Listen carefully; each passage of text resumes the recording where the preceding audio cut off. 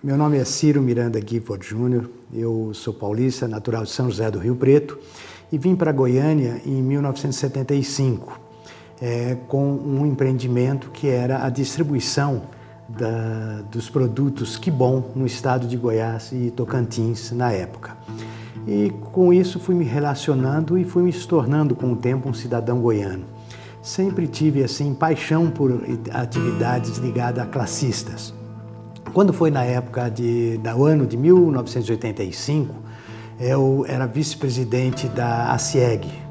Fizemos uma chapa e eu como vice-presidente. E na próxima gestão, eu me tornei presidente da Associação Comercial do Estado de Goiás, que foi muito prazeroso. Naquela época, eu já comecei a me encontrar com os meus pares das outras entidades.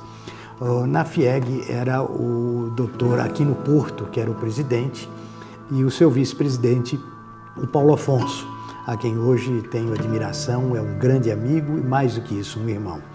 Desde aquela época nós começamos a pensar em formar um grupo de entidades de classe para ajudar o governo, para entender os problemas do governo e o governo entender os nossos problemas. Mas com o tempo houve uma série de dificuldades, de entrosamento entre as próprias classes mesmo. Então, quando foi em 1994, nós fundamos a ADIAL, Associação Pro Desenvolvimento Industrial do Estado de Goiás. Isto é, era a entidade que cuidava dos incentivos fiscais.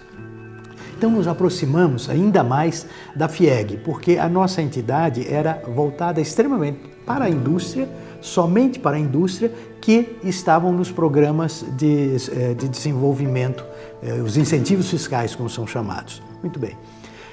Ao passar do tempo, o doutor Aquino, então, passou o comando da entidade para o Paulo Afonso, que depois foi eleito e reeleito, um dos grandes presidentes que a federação teve aqui no estado de Goiás, e nós voltamos com aquela nossa ideia de formarmos um grupo de entidades. Na verdade, éramos 6 entidades: Federação das Indústrias, Federação do Comércio, a Federação da Agricultura, o CDL, a Associação Comercial e a ADIAL, sem ter presidente, sem ter...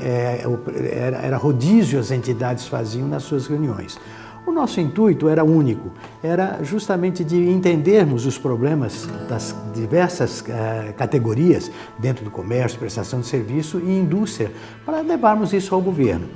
No governo anterior, nós não tivemos assim grande sucesso. No primeiro governo do governador Marconi Perillo, que assumiu o governo com 36 anos de idade, ele não tinha ainda uma experiência e ele usou muito esse fórum. Ele se apegou ao fórum, passou a ser a coisa mais importante para ele. Porque o que nós do fórum gostaríamos de mostrar para ele, principalmente nós da indústria, a Federação da Indústria e a ADIAL, era que nós tínhamos que sair desse processo de vocação do Estado pura e simplesmente agropecuário. A agropecuária, até hoje, é o carro-chefe no país, nós sabemos, mas ela gera menos emprego do que qualquer outra atividade. E ficamos sempre à mercê de olhar para o sol, para cima, para o céu, e saber se ia chover ou não para termos uma boa colheita. Então, com isso, nós procuramos, já existia um programa de incentivo fiscal no Estado, mas ele precisava ser modernizado. Então juntamos esse grupo e começamos a assessorar o governo do Estado. E o governo ficou extremamente interessado em desenvolver a indústria. Então a FIEG, junto com a ADIAL, começaram um programa de visitas às empresas, principalmente no sul do país, para atrair. Com isso também convencemos o governador, e ele aceitou de pronto, que nós elaborássemos um novo programa que hoje chama Produzir. O primeiro programa, em 1984, chamava-se Fomentar, mas ele era ainda muito tímido. Com o passar do tempo, os outros estados também sentiram a necessidade de industrializar os seus estados, principalmente os da região centro-oeste e norte, porque não existia, por parte do governo federal, um programa que organizasse isso, ou se fizesse uma distribuição para os outros estados. Não tinha um programa de desenvolvimento regional. Essa era a verdade. Então os governos tinham que usar o seu único instrumento, que é o ICM, para poder desenvolver esses programas de incentivos fiscais. E com isso Goiás saiu na frente. Para os senhores terem uma ideia, na época, eu lembro muito bem que a FIEG, que fazia essas estatísticas que faz até hoje, o estado de Goiás, na área industrial, estávamos lá pelo 16º lugar. Nós passamos a ser o 8º, caminhando para o 7º estado. Nos 2 primeiros anos de governo do Marconi Perillo, nós trouxemos, quando eu falo nós, todo o grupo, mas principalmente voltados para a indústria, que era a FIEG e a DIAL, que cuidavam desses assuntos. Mais de 600 empresas, entre pequenas, médias e grandes. As grandes são fáceis de ser citadas, como Perdigão, Mitsubishi e assim vai. A Skin Cariol. E o importante era que cada indústria que nós trazíamos, incentivada, tinha uma série de indústrias periféricas que vinham juntos ou eram formadas através do tempo, em função das suas necessidades de caixaria, de tampa de cerveja, de algum tipo de peça de automóvel. E com isso, então, nós fomos gerando cada vez mais empregos, certo? O que nós tínhamos uma teoria, o incentivo era, vamos supor, de uma ordem geral, de 70%. Era incentivado em ICM. Então nós dizíamos, é preferível ter 30% de alguma coisa do que 100% de nada. E o mais importante, que é a geração só de impostos para o governo, é a geração de emprego. A geração de emprego que Goiás tinha uma necessidade muito grande, porque nós tínhamos um problema sério.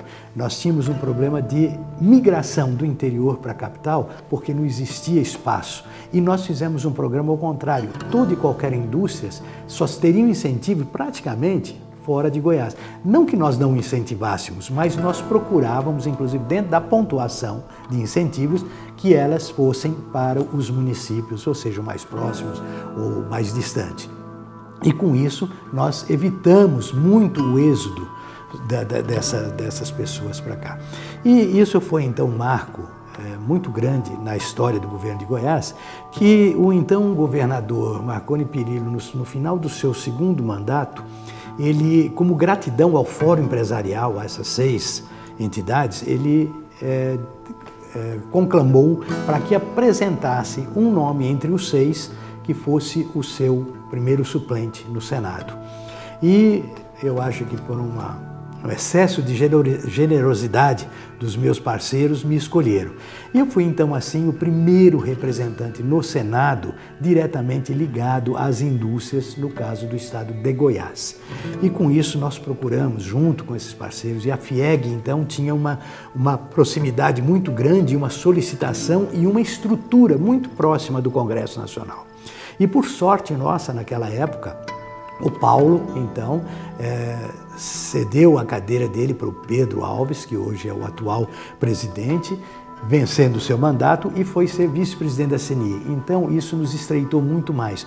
Com isso, nós pudemos fazer alguns projetos relevantes dentro do Senado. Nós pudemos segurar muita coisa que vinha, porque nós pegamos um governo que não era tão voltado à iniciativa privada. É um governo que tinha algumas tendências assim, mais conservadoras, vamos chamar assim.